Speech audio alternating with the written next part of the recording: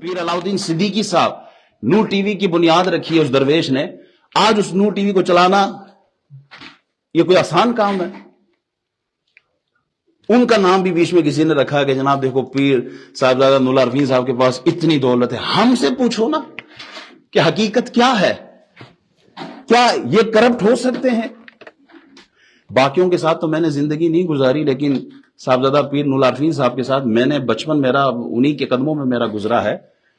آج سے کوئی تقریباً 28 سال پرانی بات بتا رہا ہوں. ہم رات کو نیمیا سے مدرسے سے نکلے, طالب علمی کا دور تھا, موٹر سائیکل پر تھے, تو ایک ایسے علاقے سے گزرے جہاں دن کے وقت دیوبندیوں کا اور شیعوں کا کوئی جھگڑا ہوا تھا, تو حالات کشیدہ تھے, ہمیں پتہ نہیں تھا. ہم اس راستے سے گئے تو دونوں موٹر سائیکل پہ تھے. پولیس والوں نے روکا, انہوں نے کہا ٹھیک ہے جاؤ, لیکن کوئی چائے پانی تو دیتے ہوئے جاؤ.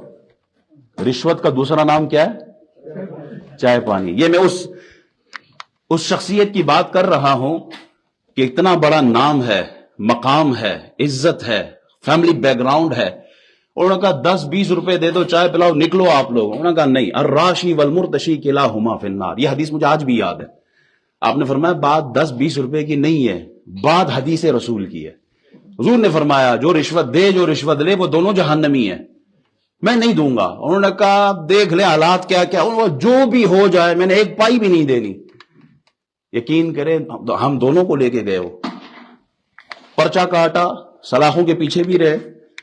وہ تو ان کی کرامت تھی, اگلا دن تھا بھی چھٹی کا, ان کی کرامت تھی. یقین کرے وہ ڈی ایس پی اور آگے پیچھے لوگ آئے, انہوں نے کہا تمہیں پتہ بھی ہے کہ اندر کس کو رکھا ہے. فوراً انہوں نے نکالا. مختصر یہ کہ ہماری پھر پیشیاں بھی ہوتی رہی.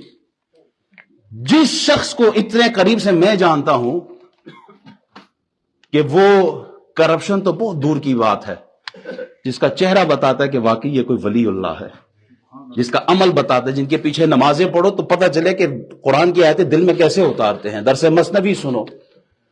یہ ایک شخص کی میں بات بتا رہا ہوں جن کو میں جانتا ہوں. اس لسٹ میں کتنے کتنے بزرگوں کا نام ہے, اور ہماری سیدھی سادی قوم کیا کرتی ہے, ثواب سمجھ کر اس کو آگے شیئر کر رہی ہوتی ہے. کیا اللہ تعالیٰ نہیں پوچھے گا